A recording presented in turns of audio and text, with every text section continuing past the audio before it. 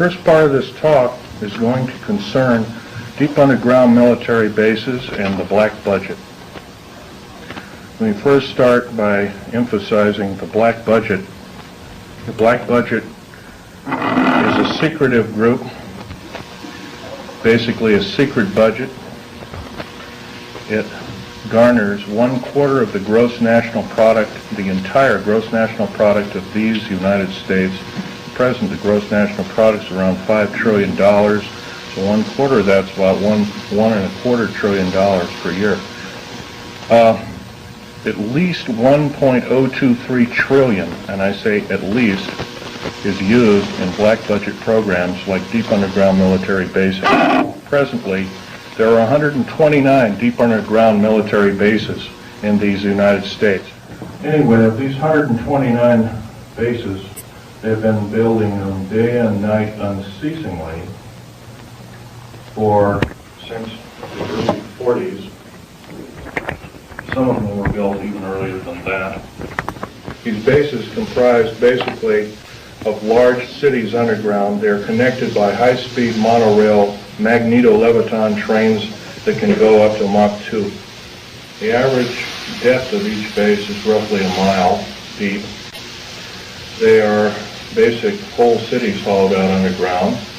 They're somewhere between 2 2/3 cubic miles and 4 1/4 cubic miles hollowed out underground. You might ask how this is done. Well, right now they have laser drilling machines that can drill a tunnel 7 miles in one day. Obviously, we the public have been misinformed and not told about this. So unfortunately, I don't believe these things. The black projects, as we know them, sidestep Congress, which is illegal. Right now, the New World Order is depending upon these bases, and if I'd known it was the New World Order involved, I wouldn't have had anything to do with them. I was lied to rather extensively.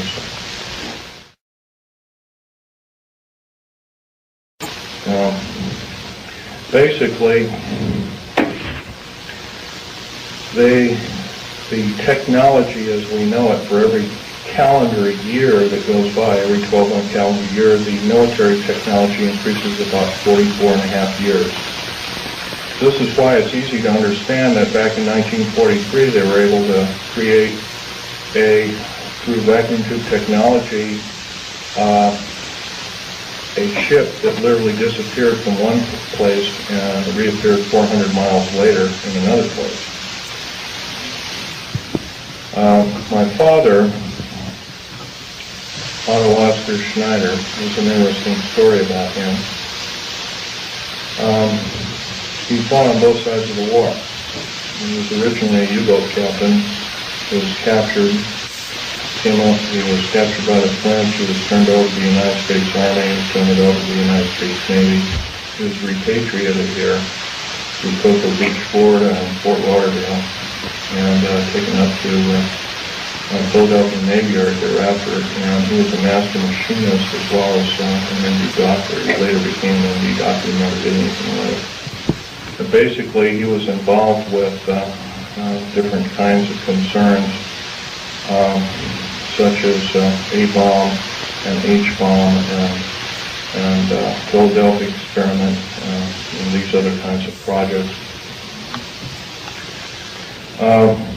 His groundwork, he invented a camera, a high-speed camera that took pictures of the first atomic tests in Bikini Island on 12th of July 1946, to which I have original photographs of, which show unidentified flying objects fleeing the bomb site at a high rate of speed.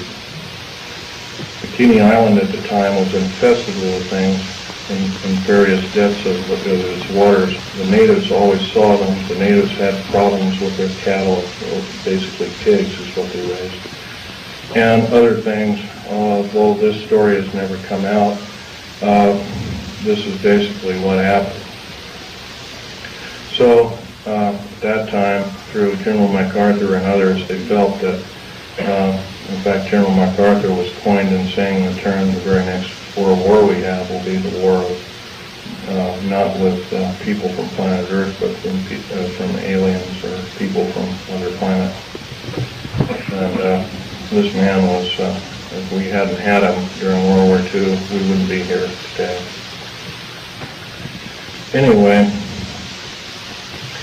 my father had laid the groundwork with theoreticians about Philadelphia experiment and other experiments. What does that have to do with me? Other than the fact of that, all I can say is that if it wasn't for, he never told us kids this, and he kind of kept it secret until a couple of weeks before he died. I kind of regretfully say that. I don't agree with what he did on the other side of the pond in Nazi Germany, but I'll tell you one thing. I think he had a lot of guts in coming here and doing what he did. He was hated in his own land. In fact, there was a $1 million in gold reward for anybody who could kill him. Just bring the picture back of the dead person, and it never happened.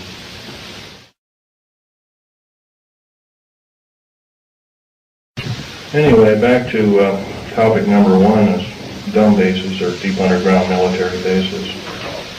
We've been basically lied to, folks. We've been lied to a long time. Number one, the alien question. Nobody really knows the truth. We've been ruined by Madison Avenue, who's painted a very unrealistic picture of what's going on with outer space aliens and the insider government, especially at Groom Lake. This particular facility, the hat shows, this wasn't the original insignia. This is kind of like a local fish wrapper type insignia. And the original insignia had a skunk on it because I was part of the infamous skunk words. So anyway, this particular base originally is housed up to 117 live alien critters, or whatever you want to call them. Right now, it's not housing much of anything. Most of the stealth hardware has been removed. They moved it over to Kirtland Air Force Base. First of all, I want to tell you about aliens and the alien agenda. Back in 1954, under the Eisenhower administration, the federal government decided to circumvent the Constitution of the United States and form a treaty outside of the borders of the United States, within the borders of the United States, basically a treaty from entities outside of the borders of the United States, and it was supposed to be secret. It was called the Greada 1954 Treaty, G-R-E-A-T-A, Greada 1954 Treaty. That basically said that the aliens could take a few cows and test their implanting techniques on a few human beings, but they had to give detailed lists of the people involved, etc., etc. Slowly but surely, the outer space aliens slowly altered the bargain until they decided they wouldn't go by it at all. And back in 1979, this was a reality. The firefight occurred kind of quite by accident. I was involved in, we were building an addition to the deep underground military base at Dulce, New Mexico, which, by the way, is probably the United States deepest base. It goes down 7 levels over 2.5 miles deep. But at that particular time, we had drilled 4 distinct holes in the desert ground, and we were going to link them together with shape charge explosives. And then we were going to basically blow out large sections at a time. Well, when I was my job at that time was to go down in these holes, gather rock samples, check them for their particularity or particle count, give a detailed account of what kind of chemical explosive or plastic explosive to use, and go from there. As I was headed down there, to my total surprise, we found ourselves amidst a large cavern that was already full of outer space aliens, otherwise known as large graves.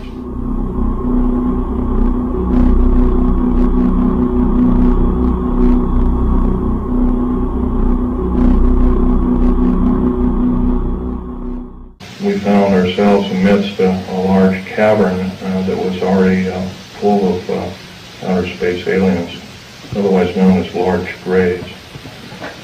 I was petrified, as most people might be. The only thing I could think of doing at the time was shooting at them. I killed 2 of them, but by the time I could reload and refire at that time, I had a Walter PPK pistol. I was an engineer, so I didn't feel I had to carry a gun underground. I always carried this particular one. It's nice and small, and it's quite effective. But anyway, I killed a couple of these things, and at that time there was several other groups of people down there. It's about 30 people total, and 30 to almost 40 or more came down there, and they all got killed.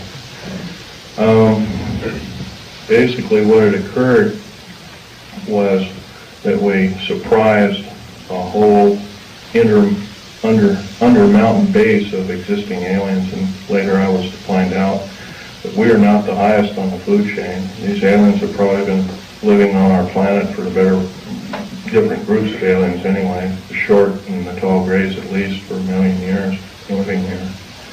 And this could explain a lot of the theory behind the ancient theory of ancient astronauts and these other kinds of things like that.